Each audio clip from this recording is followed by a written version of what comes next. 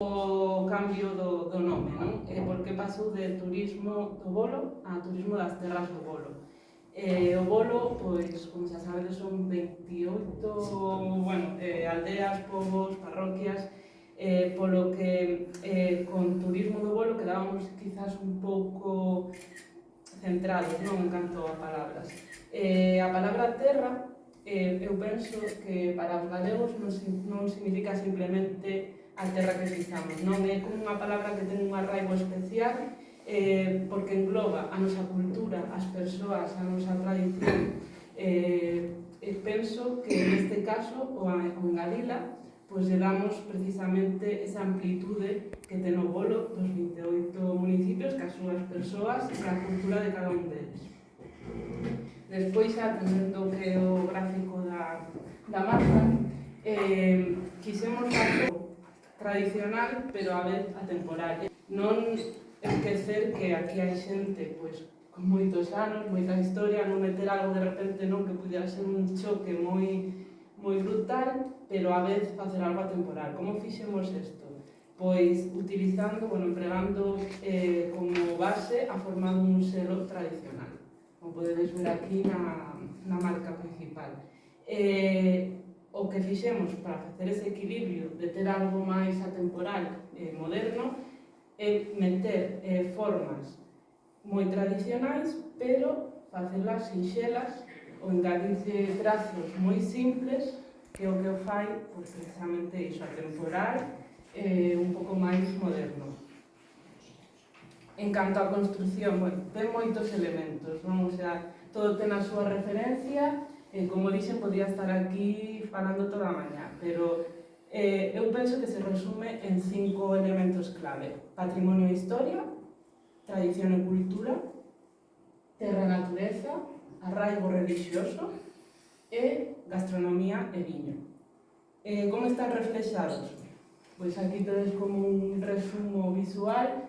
Hai patrimonio, neste caso unha torre, que pode ser precisamente a do Castelo do Bolo, pero tamén pode ser, é unha representación dun patrimonio de cultura que podería ser calquera outra construcción.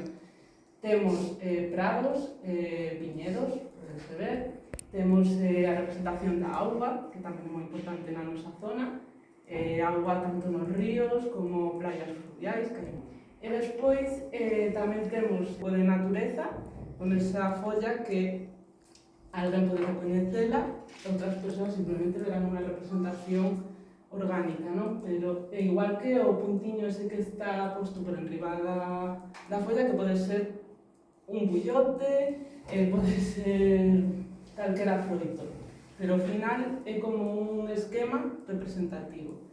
E por último temos o sol, que se fixo pois facendo un guiño á peana da Virxe.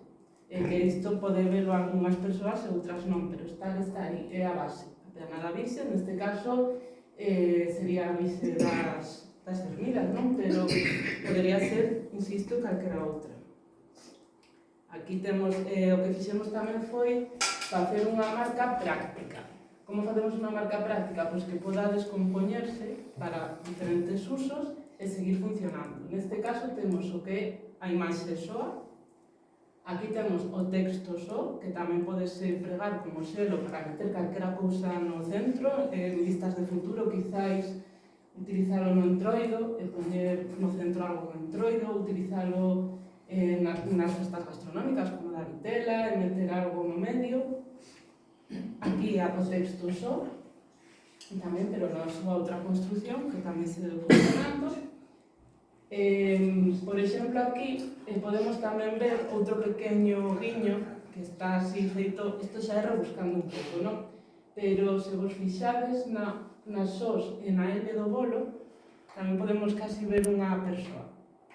Vale, isto é como un pequeno guiño que lle dá ao final un ambiente pois cercano á construcción do logotipo e humano. En canto ás cores, tamén vamos ser simples. Temos a representación da luz, o sol, temos a representación da vegetación, dos campos, da agricultura,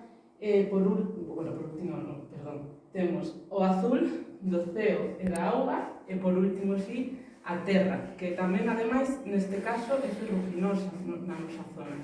Por eso ten esa cor como un pouco vermella, non? E tamén esta cor nos serve moito para falar do viño, por exemplo. Son cores que despois poden ter as súas aplicacións según no ámbito do que estemos falando. Por último, esta sería unha forma de engadirlle as cores, o logotipo, que o logotipo ten unha cor principal, que é ese verde oscuro. Mais despois ides ver que se poden cambiar polo azul oscuro, e polo verde, o sea, polo amarelo oscuro e polo marrón oscuro. Isto é a forma de engadirlle un toque pois artístico tamén, para aplicacións máis quizás modernas ou máis como merchandising ou cousas que sexan un poquinho máis alegres. Por aquí xa empezamos a engadir o tema do claim.